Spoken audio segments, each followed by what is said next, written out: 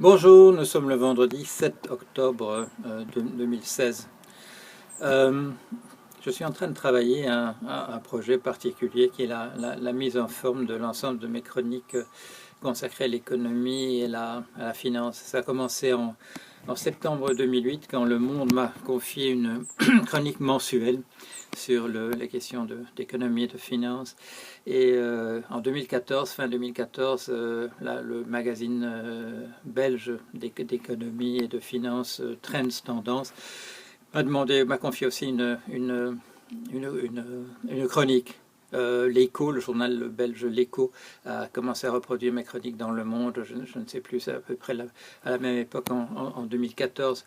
Et si je me suis réintéressé à l'ensemble de ces chroniques, c'est à cause de ce livre sur le négationnisme, entre guillemets, de messieurs Cahuc et Zilberberg, leur attaque en règle contre les économistes hétérodoxes. J'en ai parlé dans une chronique justement dans Le Monde et dans l'Écho. J'en ai parlé un petit peu aussi sur le blog. Pourquoi est-ce que ces gens qui représentent un courant absolument hégémonique dans l'économie, pourquoi est-ce qu'ils prennent la peine de s'en prendre encore à des gens qu'ils ont en fait en réalité complètement terrassés? C'est qu'ils doivent avoir terriblement peur, c'est qu'ils doivent se dire que voilà que l'imposture de leur science entre guillemets économique va apparaître rapidement et ils se sentent déjà en position assiégée, position de victime. Et en pensant à ce livre, je me suis pensé à l'ensemble de mes chroniques en disant que voilà là aussi il y a une réponse, il y a une réponse à leur tentative. Il y a quelque chose là qu'on peut mettre ensemble. Et vous verrez, je crois que ce sera intéressant. Il y a quelques-unes de ces chroniques qui n'apparaîtront pas, parce que ça s'intéresse à des choses assez, je dirais, ponctuelles ou des choses dans l'actualité qui finalement n'ont pas eu de descendance, mais la quasi-totalité, je dirais entre 85 et 90% sans doute de ces chroniques vont se retrouver là, avec une introduction où on essaiera de mettre tout ça ensemble et où j'en ferai peut-être sans doute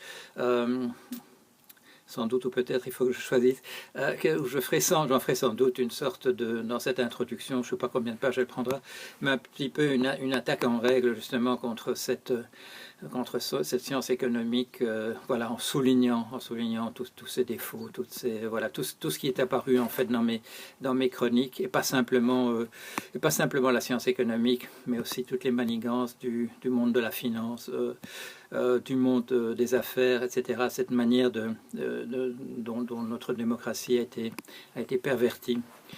Vous le savez, je travaille en parallèle à ce livre qui va s'appeler Qui étions-nous? Mais je m'aperçois que en fait, j'attends énormément la réception en Chine pour pouvoir déterminer exactement ce dont je parlerai dans ce livre. Je suis en train de faire les lectures que je voudrais faire, mais il me semble que la réception en Chine va être un élément tout à fait déterminant. Dernière petite chose que je peux mentionner aujourd'hui, vous avez vu, ça me fait très plaisir qu'on reconnaisse mon rôle pionnier en intelligence artificielle à la fin des années 80. Il y a un article qui parle de ça et qui explique ce que j'essaie de faire. J'aime, si ça m'intéresse qu'on reparle de ça, je vous l'ai déjà expliqué en 2014, c'est essentiellement parce que il y a ce débat qui a lieu sur l'utilisation de l'intelligence artificielle et j'aimerais bien voilà, avoir le droit au chapitre, pouvoir me prononcer là-dessus. Déjà en 80, dans les années 80, quand je faisais ça, eh bien, je croyais travailler pour la firme British Telecom qui m'avait octroyé une bourse pour travailler avec eux. Il s'était avéré ensuite, il l'avait reconnu quand ils n'ont plus eu d'argent, que en fait on travaillait de manière déguisée pour le ministère des Armées, le ministère de la Défense britannique. C'est toujours la même chose, c'est toujours l'intelligence artificielle, c'est toujours maintenant le secteur de pointe auquel on leur confie, c'est toujours l'armée qui doit diriger ça. Il faut absolument qu'on renverse ça. Je ne suis pas le seul à le dire, il y a M. Stephen Hawking, il y a M. Elon Musk, etc.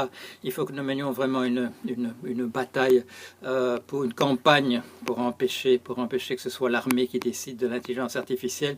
Si c'est l'armée qui en décide, eh bien on aura affaire effectivement au scénario Terminator, c'est-à-dire que les machines nous élimineront.